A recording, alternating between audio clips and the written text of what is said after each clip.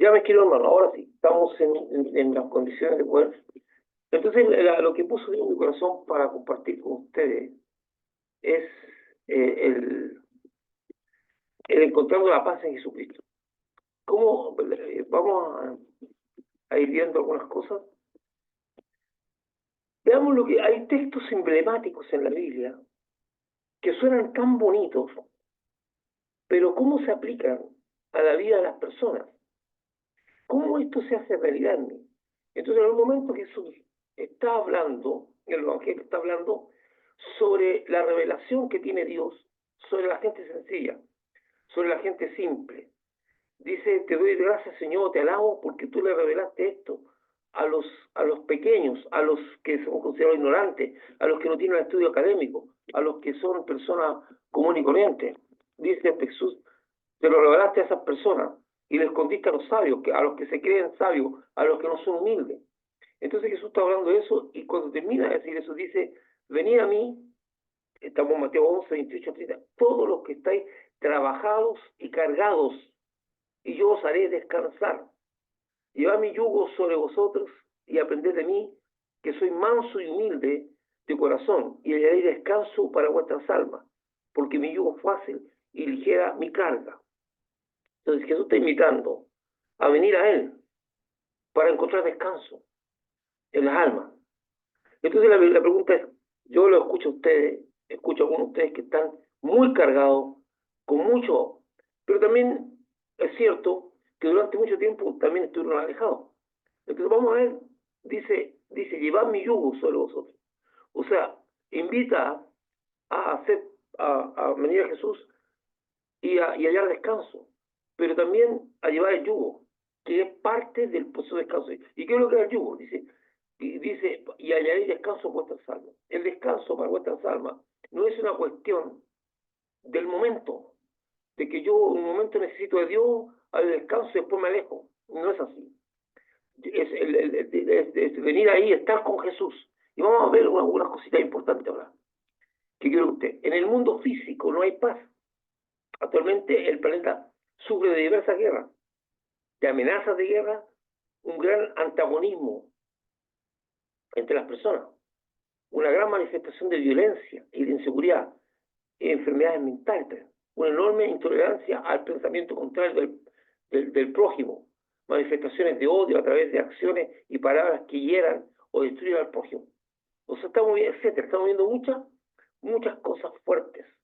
De hecho, es tanta la situación de guerra y de rumores de guerra y de lo que se viene, que China ataca a Taiwán, que se arma una guerra entre Estados Unidos y China, que Irán, que Israel está siendo atacado. Y muchos piensan que estamos en los últimos tiempos, cosa que puede ser, que estamos en la antesala, porque Jesús dice, cuando ven estas cosas no es el fin, pero el fin está próximo.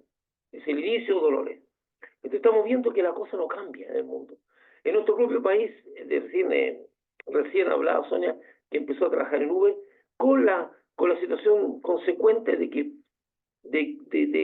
hay mucho asalto, hay mucho robo, y hay incluso una persona que trabajaba en Uber que fue muerta por un tipo que se hizo pasar por un pasajero. Entonces el peligro está latente, el miedo está ahí. Entonces tenemos un mundo que no tiene paz, que no tiene paz. Estamos hablando de la paz ambiental, estamos hablando de que el mundo físico vive en una situación de violencia. En nuestro país lo mismo. Estaba leyendo hoy día las noticias de el resumen de noticias que hacen de país y decía que a la fecha de lo que llevamos del año ya hay 12 asesinatos, 12 personas asesinadas que se han reportado, que se han descubierto, puede que haya más personas muertas. De hecho, hace poco entraron a la casa de unos extranjeros y encontraron en el patio una cantidad de varias muertos que tenían ahí, de gente que habían secuestrado o gente que había, o algo que habían hecho con ellos y lo habían matado. O sea, la violencia y la falta de paz nos persigue. Eso también hace que la gente entre en psicosis, con miedo. Entonces, el miedo se apodera de las personas más débiles del mundo. Cuando hablamos de las personas más débiles, las que están más indefensas, las que tienen menos recursos propios personales, No estoy hablando de las personas débiles físicamente, sino que de aquellas personas que no saben cómo actuar ni cómo reaccionar frente a esto, a lo que le rodea. Se desesperan, eh, tratan de esconderse, no saben cómo responder, entonces están llenos de miedo. Dice, el miedo se apodera de las personas más débiles del mundo. Y tenemos una gran proliferación, o sea, multiplicación de personas con depresión y afecciones mentales. También dentro de la comunidad de los creyentes en Jesucristo encontraron muchos de estos creyentes con problemas del alma, que se manifiestan en desesperanza, agobio y falta de fe. Quiero hacer un alcance. Eh, lo digo por algunos de ustedes y por todos nosotros. No se puede, o sea, Dios trabaja, como dicen ustedes, en proceso. No se puede esperar que después de haberme apartado de Dios o de no haber tenido una comunión con Dios, yo espere que instantáneamente el acercarme a Dios produzca un efecto en mi vida. No, no. Los procesos de Dios pueden llegar a ser instantáneos, sí es cierto, pero normalmente Dios trabaja con procesos, con todo un proceso de trabajar el alma. No es que las cosas yo voy logrando cosas de forma instantánea. Esto no es un café instantáneo o una comida rápida. Esto es un proceso. Entonces, cuando yo restauro mi relación con Dios, no debo perder la esperanza de que voy a ir creciendo para obtener las bendiciones. Esto que estoy haciendo yo ahora, de ir entregándole una palabra de Dios, va a ir cavando en su alma, va a ir trabajando en su alma en forma invisible. Recuérdense lo que dice Jesús, que me encanta a mí, una palabra de los procesos espirituales en el reino. Dice que cuando se siembra una semilla, dice así, se siembra la semilla, y dice, esta semilla es puesta en el corazón. Y ya dice que el sembrador, ya sea que esté despierto o que duerma, por sí solo crece la semilla. O sea, cuando Dios pone algo en su corazón y siembra algo en su corazón, esto va a ir creciendo independiente a cosas, pero no se ve. Dice que sea que llueva, sea que haya sol, o sea que esté despierto el sembrador o esté durmiendo, la semilla sigue teniendo un proceso de crecimiento. Es un proceso de crecimiento. Cuando Jesús habla de la fe como un grano de mostaza y dice que puede crecer hasta convertirse en un árbol, es el potencial que tiene la fe. Dice, la fe puede ser como un grano de mostaza, pero tiene el potencial de llegar a ser un árbol, pero para que llegue a ser un árbol tiene que pasar por el proceso de crecimiento, el proceso de crecimiento. O sea, la fe puede llegar a ser una fe tan fuerte y tan sólida como un árbol, pero parte a lo mejor pequeña y se tiene que ir desarrollando. Pero cuando yo, por distintos motivos, dejo de tener comunión con Dios, parto al punto cero y tengo que empezar de nuevo. Y eso, por eso lo animo a ustedes, sobre todo a los que se han integrado hace poco, a mantenerse firmes para ir empezando a ver los resultados espirituales en un tiempo más adelante, que puede ser breve o más largo. Entonces dice que hay creyentes que manifiestan desesperanza y agobio. Jesucristo es muy consciente del estado del alma, trabajadas y cansadas, de las personas que le rodean para escucharlo, porque Jesús se levantó y dice, venid a mí todos los que estén cansados y trabajados, que yo salí a descansar. Él hace esta invitación porque está muy consciente de lo que está ocurriendo con las personas que le rodean. Uno puede decir, oye, ¿qué tanto problema tenía esa gente cuando no tenía los problemas que tenemos ahora, tecnológicos, de un mundo tan rápido, tanta violencia? Bueno, las personas también tenían sus problemas en esa época, ¿verdad? Vivían subyugados bajo un imperio. Muchas veces les quitaban la comida. Acuérdense que Jesús dice, si alguien te obliga a llevar carga por una milla, ya de dos. O sea, eran tomados como esclavos. O sea, la gente tenía problemas. Y cuando no podía cumplir con su compromiso económico, terminaba como esclavo, siervo de alguien. O sea, la gente tenía sus problemas. Y vamos a ver por qué Jesús soluciona varios de sus problemas. Hace una invitación para que vengan a Él y les dará descanso. Para una mejor comprensión de las palabras de Jesucristo, pedimos en diferentes versiones. Yo quiero ir viendo y leyendo diferentes versiones. Pero antes nos preguntaremos, ¿por qué la gente, incluso los creyentes, se encuentran agobiados y con su alma cansada, al punto de que algunos no quieren seguir viviendo. ¿Por qué? Porque el mundo puede que no tenga recursos, pero ¿por qué estoy hablando de creyente, yo digo creyente, no discípulo, porque hay una diferencia entre el discípulo y el creyente. En la iglesia existen muchos creyentes, pocos discípulos. Mucha gente que cree en Jesús, pero son pocos los que practican la enseñanza de Jesús, los que quieren aprender de Jesús, los que quieren seguir a Jesús y viven en su enseñanza. Muchos creyentes. Obviamente a las personas que pueden tener alguna afección mental, el resto, obviamente a las personas que pueden tener una afección mental, el resto son afectados por la lucha diaria para vivir y alcanzar sus anhelos en medio del ambiente y las condiciones que le ha tocado vivir. Es una lucha permanente. Esto los agobia, esto los cansa. Estoy viendo a la gente que tiene sus problemas de una afección mental, que lo mismo lo lleva a estar en una condición un poco agobiada. Pero estoy hablando de las personas que todos los días tienen que luchar contra algo. O sea, el vivir para algunas personas, el levantarse, el tener un sentido, un propósito, se le hace muy difícil. Mire, hermano, restablecer un alma golpeada, que no ha tenido comunión con Dios, porque el único que puede alimentar el alma es Dios. Usted puede alimentar su cuerpo, usted puede alimentar su intelecto. Hay gente que cree que a través de la alimentación del intelecto está alimentando su alma. Es un error tremendo. El único que le da alimento al alma es Dios, es Jesucristo. No hay otro que alimente el alma. Los ejercicios intelectuales no alimentan el alma, alimentan el intelecto. Los ejercicios académicos alimentan el intelecto, pero el alma, el único que la conoce es Dios, y el único que le puede dar pan de vida al alma. De hecho, Jesús dice, yo soy el pan de vida. Entonces, cuando yo he dejado de alimentar el alma se pone raquítica, y eso no me doy cuenta. Eso es algo que muchas personas no se dan cuenta, ignoran, que yo puedo conocer mi condición física de falta de alimento. Yo puedo conocer mi condición física de la falta de alimento. De hecho, esa condición física se puede manifestar a través de la apariencia. Me puedo ver muy delgado, me puedo ver raquítico. De hecho, los niños que sufren de nutrición, su aspecto es claramente visible, que están desnutridos. También eso se puede manifestar, mi falta de nutrición física, en que yo enfermo con facilidad o contraigo ciertas cosas de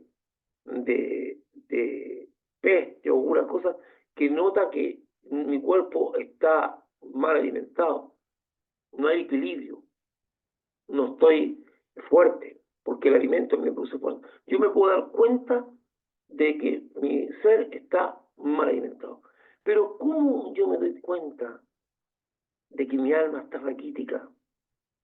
¿De qué manera yo puedo percibir que mi alma no está bien alimentada o que no tiene alimento? No puedo mirarla porque yo no puedo ver mi alma. De hecho, yo siempre le pongo como ejemplo a las personas que tienen heridas interiores, de que yo puedo seguir, cuando yo me hago una herida en mi mano, aquí, yo puedo percibir la herida. De hecho, puedo ver si la herida está con una cicatriz o no. Y yo puedo ver si la herida tiene una costra y si la costra está saliendo pus o está mal estado. Y yo puedo mirarla y visualizar. Pero ¿cómo puedo visualizar un alma que está mal, que está herida y que la herida está hiriendo? No puedo. Solamente se manifiesta, viene la manifestación. ¿Qué es lo que es una manifestación?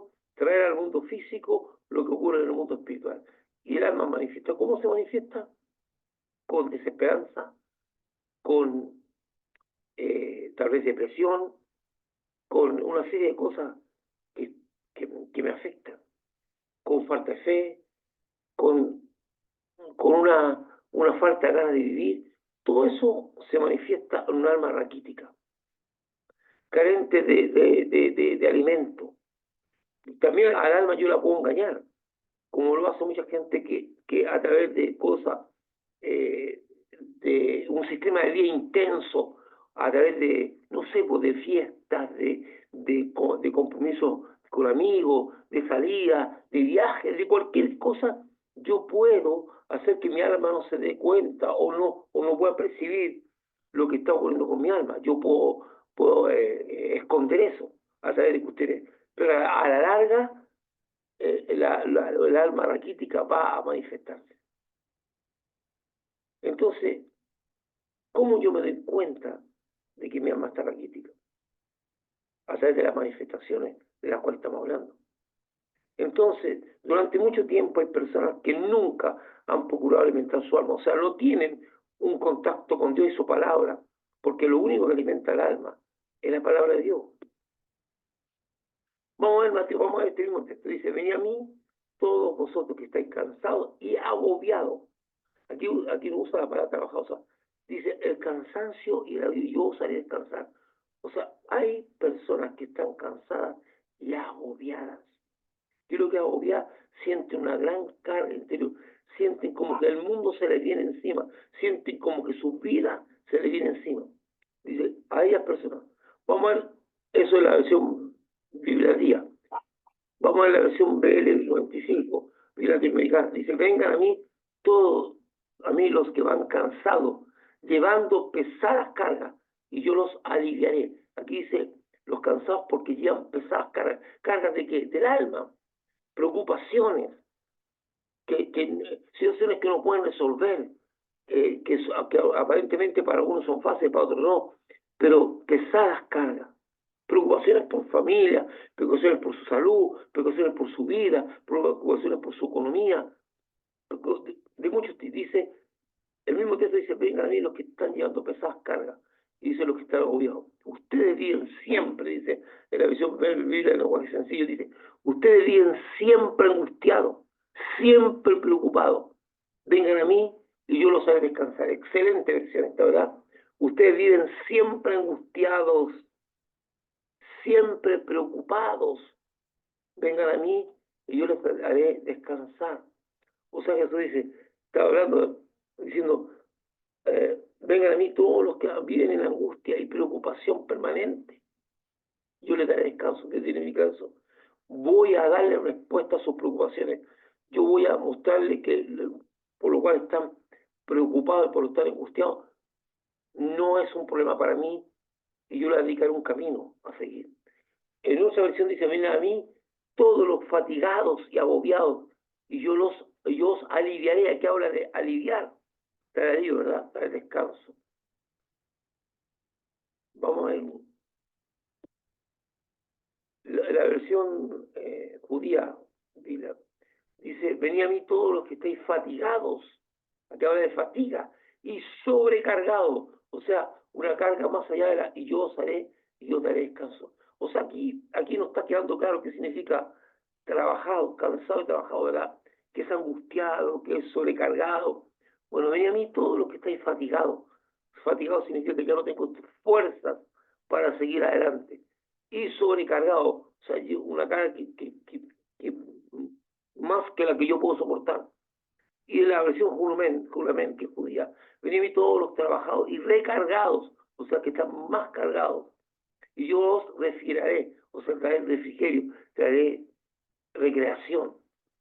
Y la última versión que puse aquí es, vengan a mí todos los que están abatidos, o sea, en el suelo, y cargados, y yo os haré descansar. O sea, el texto que hemos visto ahora habla porque a usted le queda claro, ¿de quién está hablando cuando dice trabajados y cansados? O sea, habla de aquellas personas que están en angustia. De hecho, me gusta más a mí la versión de alguna sentido. Ustedes siempre vienen angustiados, siempre preocupados. Es poco lo que refleja en una forma sencilla lo que pasa con muchas personas, incluso muy angustiados y preocupados, que es lo que dice la Biblia, cansados y trabajados, ¿verdad? Ya ahora veamos el texto que es el 29. Dice, cargad con mi yugo. ¿Qué es lo que es el yugo de Jesús? Cuando dice, llevar, tomar mi yugo, ¿qué es lo que es yugo? Acuérdense que el yugo es algo que se le pone a los animales en la cabeza para arar, para llevar algo, para llevar una carga, para realizar un trabajo en el campo. De hecho, algunas veces enyugar a dos bueyes juntos, el yugo que era un yugo compartido, o un yugo simple, que le ponen algunas veces a los caballos para que aren, es un yugo, que es algo que está sobre mi cabeza, sobre mi cuello, con el cual se me pone a llevar una carga. Dice, cargad con mi yugo y aprended de mí, pues yo soy apacible y humilde de corazón, y encontraréis descanso para vuestras almas. ¿Qué es el yugo? Nuevamente, carguen con mi yugo y aprendan de mí, que soy paciente y humilde de corazón, y su alma encontrará descanso. Y aquí la Biblia, nuevamente, en el lenguaje sencillo, nos dice claramente qué es lo que Jesús entiende por yugo. Obedezcan mis mandamientos y aprendan de mí. El yugo que Jesús está hablando, dice, cargad con mi yugo. El yugo que está hablando son sus mandamientos, son el cumplir los mandamientos. Ese es el yugo, es lo que me une a Jesús, es la carga que me pone Jesús, el obedecer sus mandamientos. Y los mandamientos de Dios no son gravosos. Y aprendan de mí, pues yo soy paciente, humilde de verdad, y conmigo podrán descansar. O sea, que el yugo del cual está llevando Jesús no es una carga onerosa o es una situación, para algunas personas es que el Señor me va a poner su yugo y me va a hacer pasar por cosas terribles o cosas, no, el yugo que está hablando Jesús es cumplir sus mandamientos. Hay gente que cree que Dios es un Dios medio maquiavélico, medio, no sé, que está pensando en cómo le hago una trampa, cómo pruebo este otro. Dios no hace eso. El mismo Dios dice, porque pensamiento de bien tengo para vosotros y no de mal. Dios no es un conspirador cósmico, no es un conspirador de tu vida, que esté diciendo, hoy si a ti te va bien, vamos a ver cómo le echamos a perder la vida a este tipo porque le está yendo bien. No, Dios no es eso. Sácate ese pensamiento. Hay gente que cree que cuando le está yendo bien en la vida, sobre todo algunos creyentes, piensan que algo grande malo se les viene encima. No. Dios no es un conspirador cósmico. No es una persona que está diciendo, ¿qué le hago a este para que aprenda? No. Dios usa las circunstancias que muchas veces tú mismo propicias para enseñarte. Muchas de las cosas que pasan en tu vida ni las provocó Dios ni las provocó el diablo, las provocaste tú. Y Dios usa esas circunstancias para sacar la enseñanza. Dios no pierde ni desaprovecha ninguna lágrima, Dios no pierde ni desaprovecha ninguna circunstancia. Las usa y las toma para bendecir tu vida, cuando tú estás con el Señor. Entonces dice, obedezcan mis mandamientos, ese es el yugo. El yugo que Jesús está hablando, tomen mi yugo, es obedecer sus mandamientos.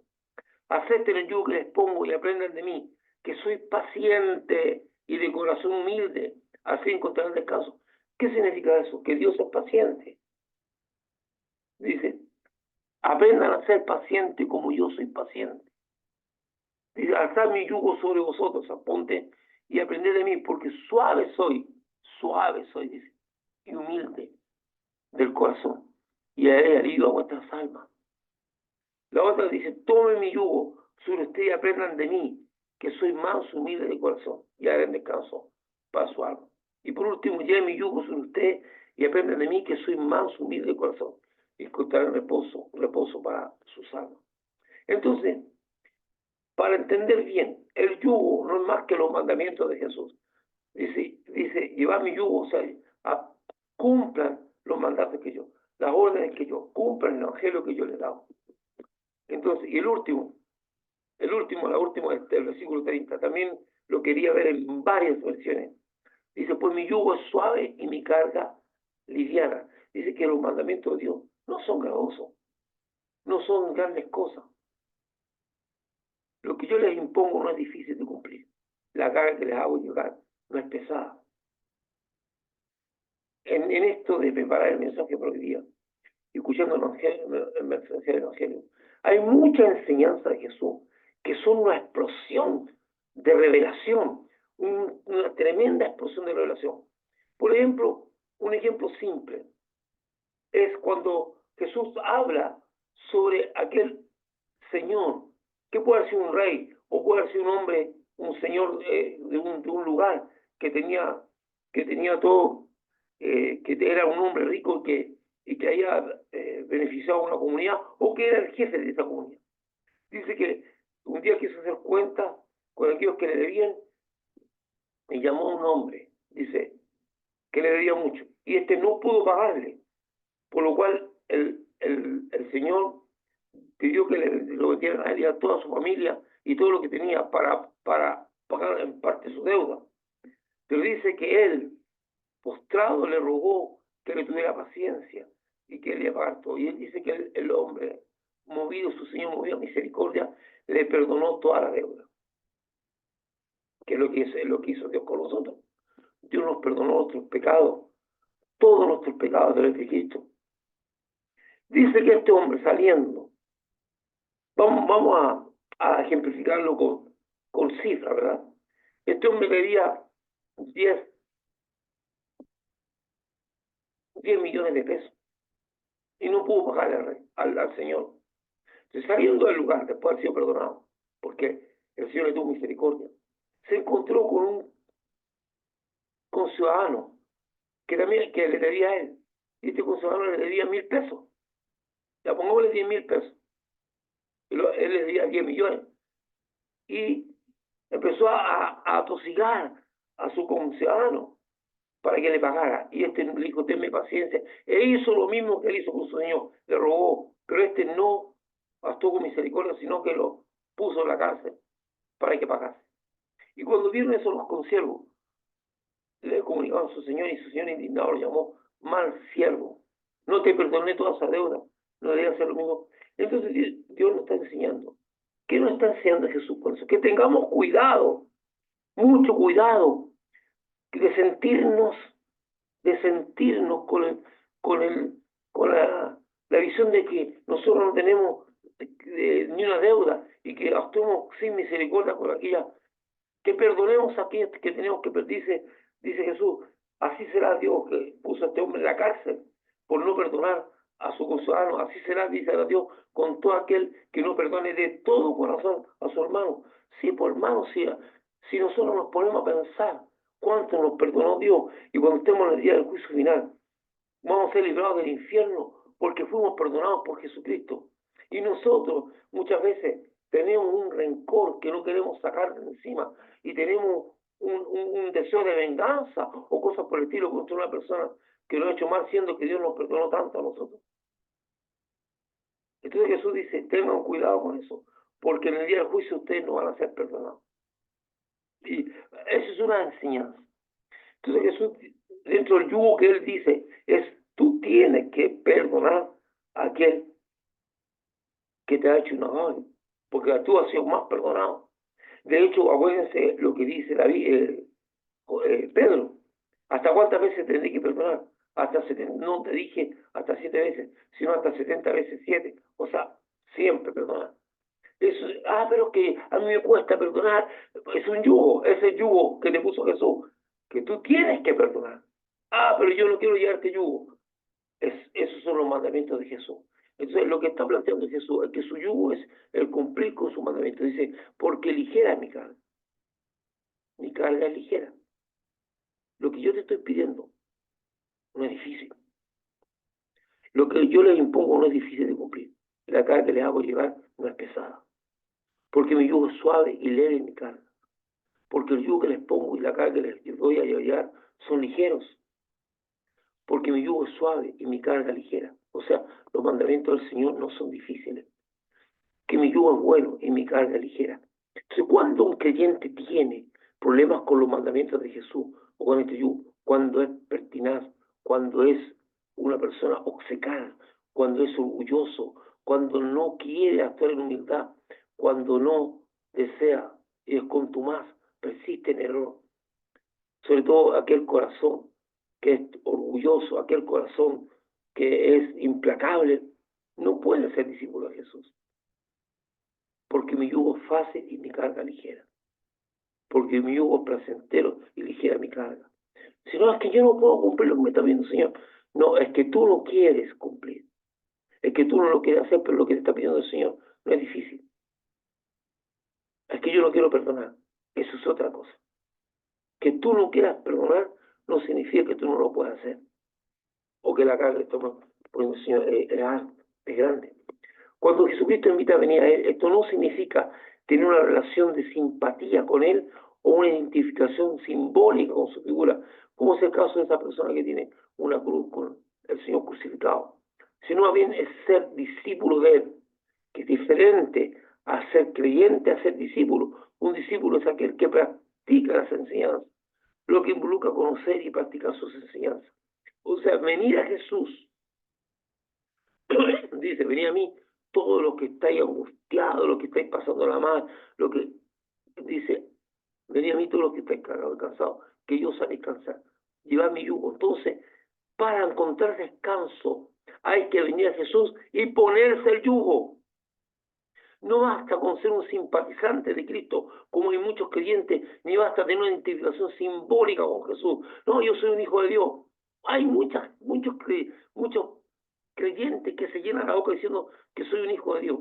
Eres un hijo de Dios porque Dios te hizo hijo a través de haber aceptado a Jesucristo, pero eso no te da nada más.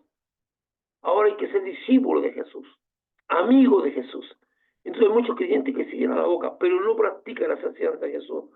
Solamente quieren los beneficios, quieren el cumplimiento de las promesas de Dios en su vida, quieren tener todo lo que Dios prometió para los hijos de Dios y en su palabra, pero no son personas que entienden que las promesas tienen un requisito, que las promesas tienen una condición para cumplir. Hay gente que no entiende que para hallar descanso para el alma hay que venir a Jesús y ponerse el yugo.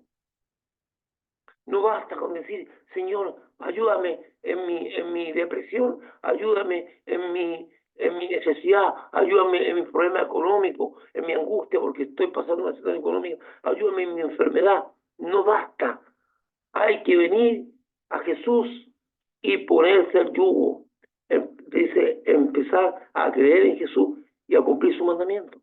A ser discípulo, discípulo, dejar de ser creyente para convertirse en discípulo. Y yo les puedo asegurar por experiencia propia y por testimonio que aquel que se hace discípulo de Jesús y empieza a vivir sus enseñanzas, empieza a hallar descanso para su alma y empieza a tener prosperidad de vida. Y cuando hablo de prosperidad de vida, no estoy hablando de prosperidad económica solamente, estoy hablando de todo tipo de prosperidad. No basta con ser creyente, se necesita ser discípulo. Dice, cuando Jesucristo invita a venir a Él, esto no significa tener una relación de simpatía con Él o una identificación simbólica con su figura, sino más bien es ser discípulo de Él, lo que involucra conocer y practicar sus enseñanzas. Quiero hacer una aquí. Hay muchos creyentes que tienen una relación emocional con Jesucristo y que no pasa de eso.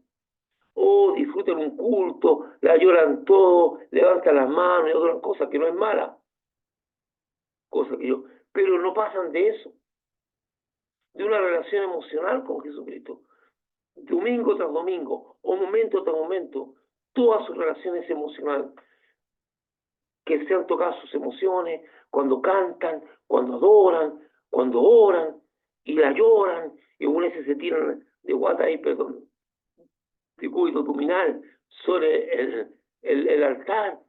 Yo no digo que eso sea malo. Yo digo que eso es muy bueno cuando está acompañado de una relación profunda y real de un discípulo. Pero muchos viven de eso, de emociones. Y la emoción no es algo que genera convicciones. La emoción es pasajera. Usted puede sentirse fuertemente emocionado y creer que en ese momento sus problemas han desaparecido y que todas las cosas andan bien. Pero cuando despierta la realidad de que la emoción pasó, vuelve a su casa o despierta del dormir de la noche y se encuentra con la realidad de que las cosas no han cambiado. Eso no sirve para nada. Vivir una relación con Dios a través de la emoción no sirve. Las emociones no son malas. Las emociones las hizo Dios para nosotros, pero no se puede vivir de las emociones. Las emociones son para disfrutar un momento de algo o para expresar algo, para desahogar el interior, porque la emoción puede ser a través de llanto, de risa, de alegría, de cualquier cosa, pero son emociones. Mi relación con Dios no puede vivir o ser vista desde el punto de vista de la emoción.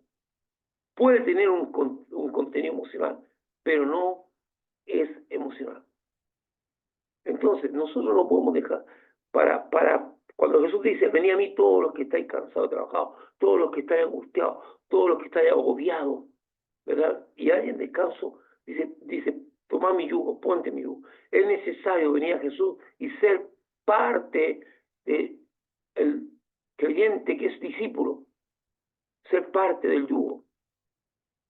Cuando leemos en los evangelios las palabras de Jesucristo, definitivamente encontramos un tesoro inagotable de respuestas de cómo debemos enfrentar la vida en todos sus aspectos: relación con Dios, relación con otras personas, sobre el sustento, sobre lo importante y lo vano, sobre lo importante y lo vano, de todo. Usted puede encontrar respuestas a todo lo que usted necesita, sobre lo importante y lo vano, definitivamente aquel que oye y practica las enseñanzas de Jesucristo, el yugo alcanza y haya descanso para su alma. Definitivamente aquel que practica las enseñanzas de Jesucristo encuentra el verdadero descanso para el alma. El descanso no es una cuestión del momento, no es una píldora. No es que hay momentos en que yo llego y dice, voy a Jesús para que me dé la píldora, hay descanso y después me vuelvo a... No, es una condición de vida. Cuando nosotros nos metemos en el Evangelio es una condición de vida. Por eso muchos creyentes en el inicio de la iglesia podían tener paz en medio de la persecución, podían tener paz siendo despojados de sus bienes, podían tener paz desde muchos aspectos. Porque la paz interior no depende de las circunstancias externas, pero sí la angustia, la depresión, la preocupación, el agobio, sí depende de las circunstancias externas. Muchas veces las circunstancias externas hacen que me sienta yo interiormente así, pero mi paz interior no depende de las circunstancias externas cuando estoy con Cristo. Cuando estoy con Cristo yo no tengo. Las circunstancias externas pueden ser terribles y la paz no se va. Dice la Biblia que guardarás en completa paz aquel en cuyos pensamientos en ti perseveran. O sea, aquel que tiene una completa relación con Dios. Entonces, una de las cosas que es importante que ustedes entiendan para lograr paz, para lograr una descarga de lo agobiado, de la sobrecarga, porque ¿qué es lo que es la depresión?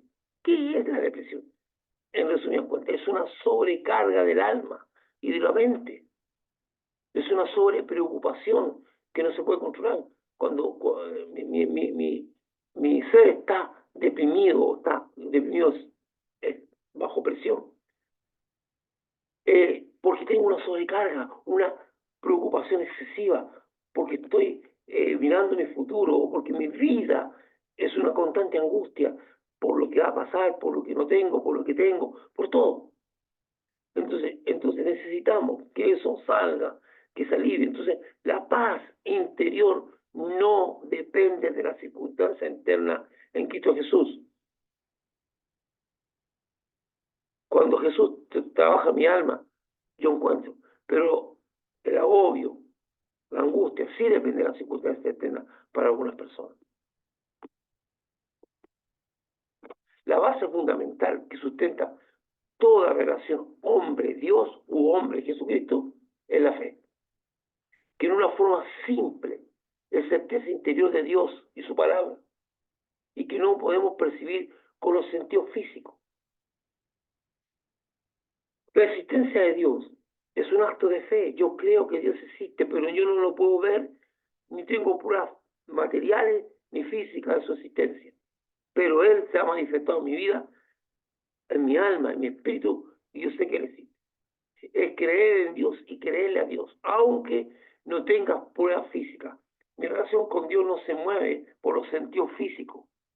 La fe es absolutamente necesaria para recibir la promesa de Dios. Y la Biblia dice que sin fe es imposible agradar a Dios. Para finalizar, veremos el efecto de la fe en dos ejemplos. Vamos a ver dos ejemplos. Vamos a leer Mateo 14, 21 al 31. Mas a la cuarta vigilia de la noche, Jesús vino a ellos andando sobre el mar. Y los discípulos, viéndole andar sobre el mar, se turbaron diciendo, un fantasma, y dieron voces de miedo. Pero enseguida Jesús les habló diciendo, tened ánimo, yo soy, no temáis. Entonces le respondió Pedro y dijo, Señor, si eres tú, manda que yo vaya sobre ti, sobre las aguas. O sea, de hecho que Jesús estuviera caminando sobre las aguas rompía una ley física que es la ley de gravedad, porque el agua, la resistencia del agua sobre la resistencia de mi cuerpo según la gravedad y a la superficie que hay en el agua, no permite que yo me mantenga parado en el agua, sino que me hundo. Un paso en el agua, la superficie del zapato, la superficie de mis pies, no son suficientes para hacer que el agua haga una fuerza contraria que sea igual o superior a la fuerza de gravedad que está creciendo en mi cuerpo. Si fuera igual, yo me mantendría parado. Si fuera mayor, yo estaría elevándome hacia arriba. Pero no es así. Siempre. Por lo tanto, me hundo. Por eso ustedes se dan cuenta que la gente que practica esquí acuático aumenta la superficie de contacto con el agua que le permite mantenerse parados sobre el agua en algún momento.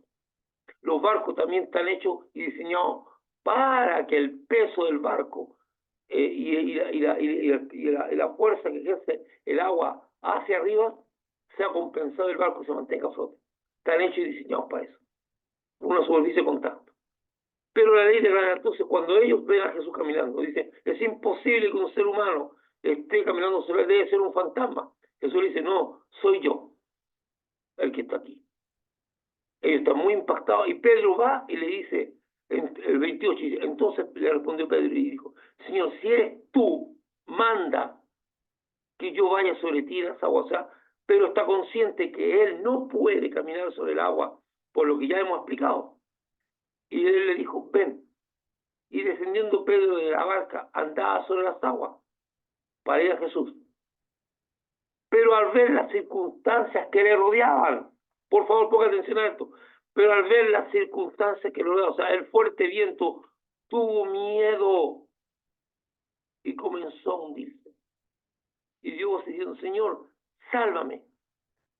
Al momento Jesús extendió la mano hacia él y le dijo, hombre de poca fe, ¿por qué dudaste? Tres elementos básicos que impidieron que el milagro pudiera continuar y pudiera realizarse. El milagro de que Pedro caminara durante un tiempo, el milagro empezó a efectuarse y Pedro caminó sobre las aguas, pero ocurrieron circunstancias externas que fue el viento. Vino un viento que hizo que Pedro tuviera miedo y duda. El miedo y la duda impidieron la obra de Dios. El miedo y la duda impidieron la obra de Dios. Dice, tuvo miedo y comenzó a hundirse. ¿Y qué le dice Jesús? ¿Por qué dudaste? Sin fe es imposible agradar a Dios. Y la fe va creciendo y tiene un potencial. Y la fe va creciendo a la medida que ese arbolito que es la mostaza está siendo alimentada en la medida que yo me relaciono con Dios. No puede una persona pretender ser un baluarte de la fe si no se relaciona con Dios. Todos aquellos que fueron ejemplos de fe en la vida tuvieron que caminar con Dios y vivieron experiencia con Dios, vivieron fracasos y vivieron aciertos hasta que su fe fue fortalecida. Dice que Pedro descendió y le pidió al Señor, manda, que era consciente, muy consciente, que el milagro venía de Jesús. Él por sí mismo no podía caminar sobre las aguas, pero si Jesús respondía a su petición, a su oración, manda a que yo pueda ir hacia ti. Dice, Señor, si eres tú, manda que yo vaya sobre ti, sobre las aguas. Y Jesús dijo, ven. O sea, le respondió, ven. Y dice que Pedro descendió de la barca y andaba sobre las aguas para ir a Jesús. O sea, un tiempo estuvo andando sobre las aguas y se acercándose a Jesús. Pero las circunstancias externas, y es lo que les pasa a muchos de ustedes, que empiezan a dudar de Dios por las circunstancias externas que no son favorables, y empezó a tener miedo porque vino un fuerte viento, que es una circunstancia externa, que no tiene nada que ver con el milagro de caminar sobre las aguas y de Jesús. Pero ese viento fuerte hizo, primero que nada, infundió temor en el corazón de Pedro. Y segundo, la duda. La duda, la duda impide el milagro de Dios. Pastor, pero yo no puedo, muchas veces dudo y no puedo evitarlo. Es que eso ocurre cuando mi relación con el Señor es poca. Miren, esto es como el caso de la relación padre-hijo, esposo-esposa, todo eso. Mientras yo más conozco a la persona, más confío en él. Más confianza me da. Lo estoy conociendo y sé cómo es, que no, yo sé que esta persona no me va a mentir, o yo sé porque tanto he caminado con ella, que ya tanto tiempo, tantos años, y nunca me ha mentido, porque tendría que hacerlo ahora. Y yo voy generando confianza en la persona. Para generar fe hay que caminar con Dios y andar con Dios. Pero si yo no ando con Dios o ando circunstancialmente con Dios y un tiempo estoy caminando con Dios y me aparto y después digo, eso no diga nada, porque tengo que partir de cero. Y caminar con Dios no es solamente escucharme a mí y ir a un culto. Caminar con Dios es tener una relación con Dios clara y permanente en lo personal. Entonces dice que tuvo miedo y comenzó a hundirse. Entonces aquí sacamos conclusión. Las circunstancias externas, el miedo y la duda son un estorbo para mi fe, para que Dios haga un milagro. Ahora vamos a ver otro caso.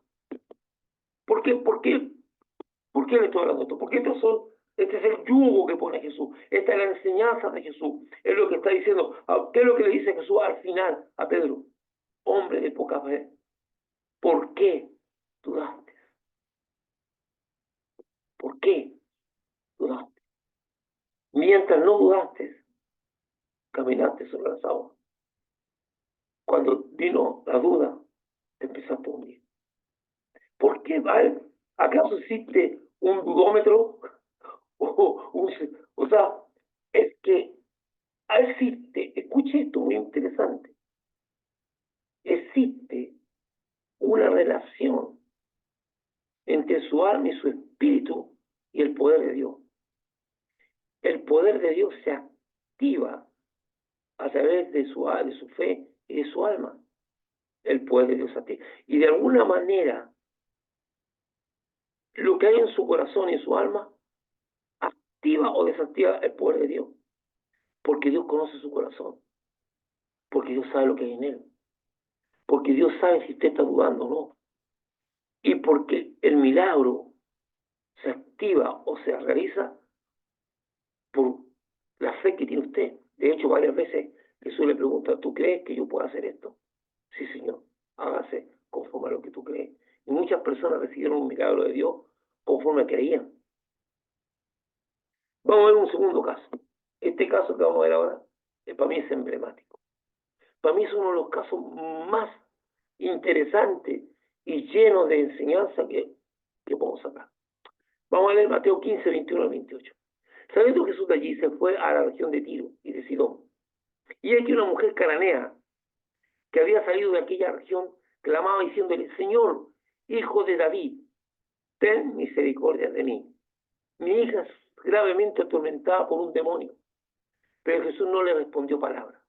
Entonces, acercándose a sus discípulos, le rogaron diciendo, despídela, ya te está molestando mucho.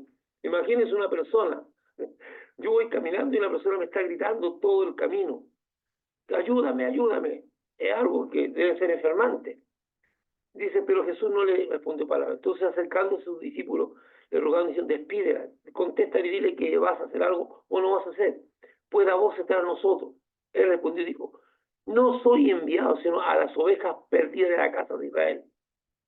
Entonces ella vino y se postó ante él diciendo, Señor, socórreme. Respondiendo él dijo, no está bien tomar el pan de los hijos y echarlo a los perrillos.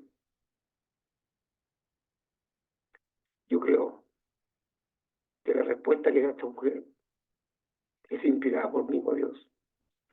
Es una respuesta llena de sabiduría, llena de fe, llena de Dios. Sí, Señor, pero aún los perrillos comen de las migajas que caen de la mesa de los ojos.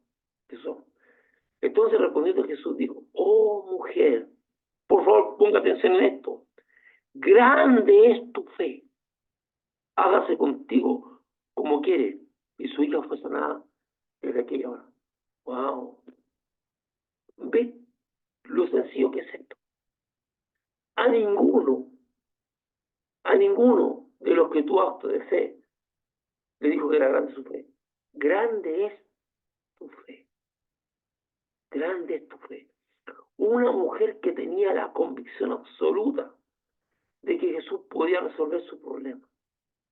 Y se acercó con mucha humildad, con una humildad tremenda. Dijo, yo no me voy de aquí, como la mujer que tocó el manto de Jesús. Dijo, yo no me voy de aquí hasta que toque su manto porque sé que seré sanado.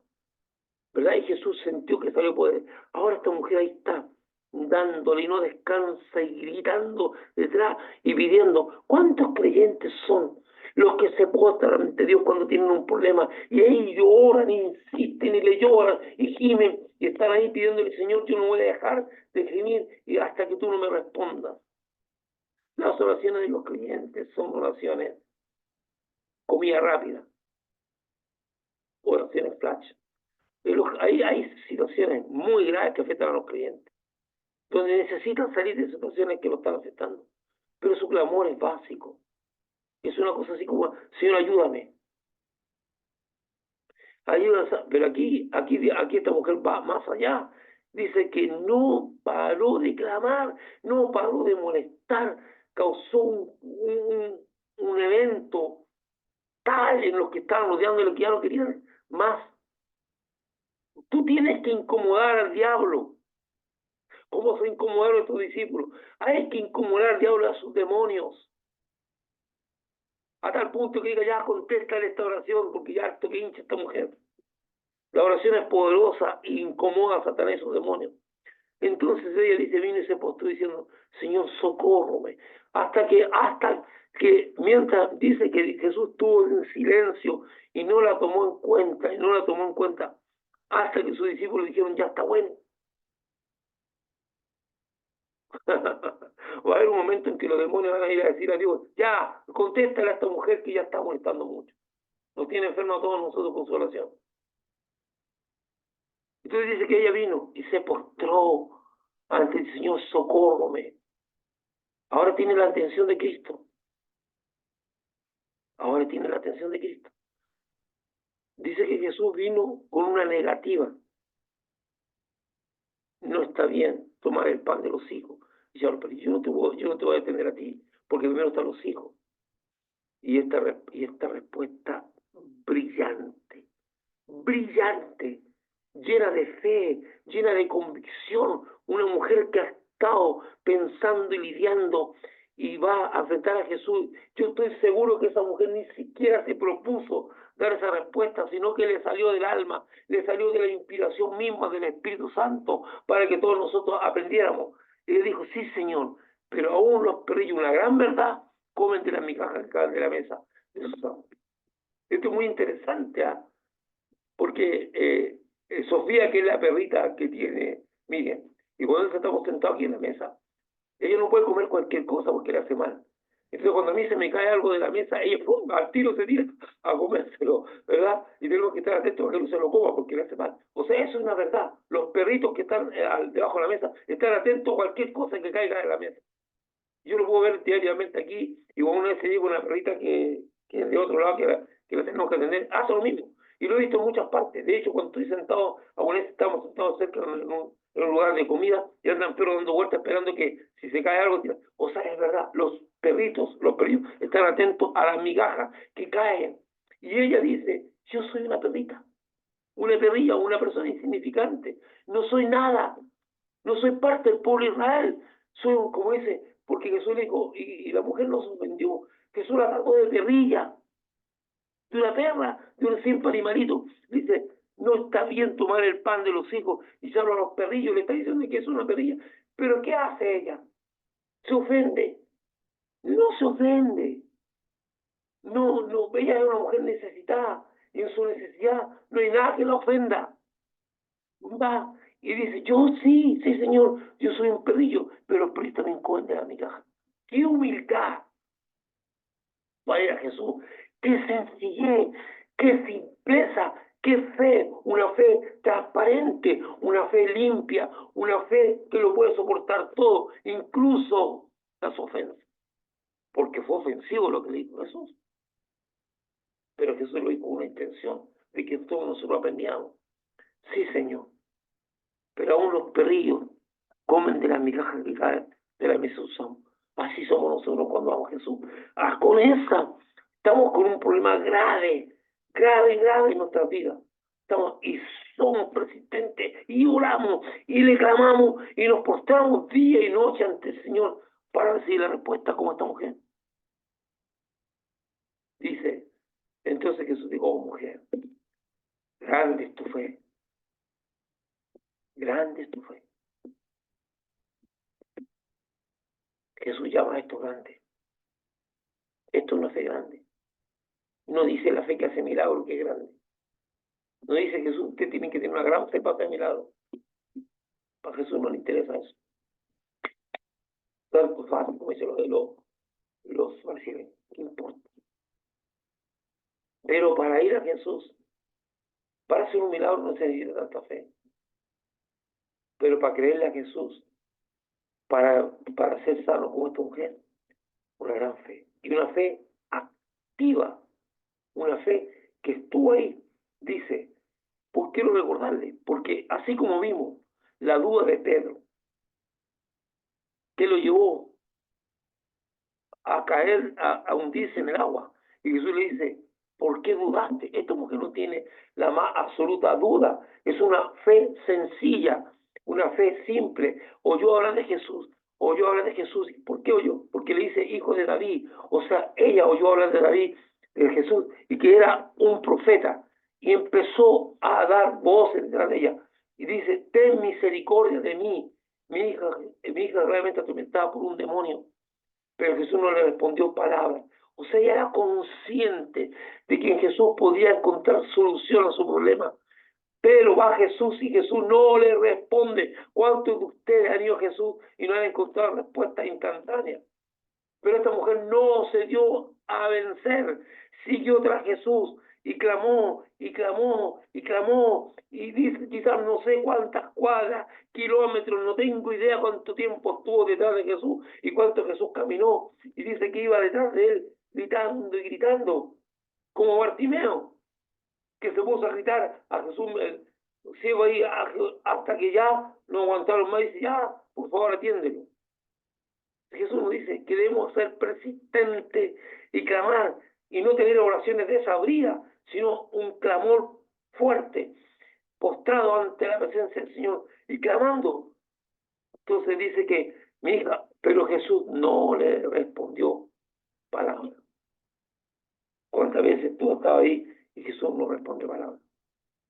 Entonces acercándose a sus discípulos, le rogaron diciendo, despídela, porque no va a faltar en el mundo espiritual alguien que va a abogar por ti y decir, atiéndelo, Señor, porque no para.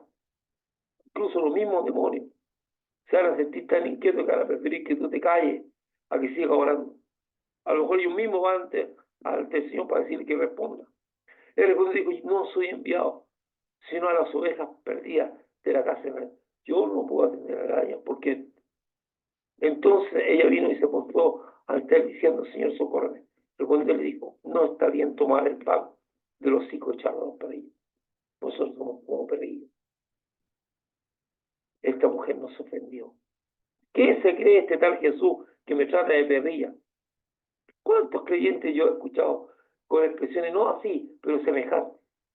Orgullosos, muchas veces viviendo de la tradición, contentos de lo que saben teológicamente, cero humildad, cero nada, buscando privilegios como líderes o como personas. No, dice, ella no se ofende. Dice, y la respuesta, vuelvo a decir, para mí, genial. Sí, Señor, es verdad lo que tú dices. Soy una perrilla, porque yo no soy israelita. Pero, dice,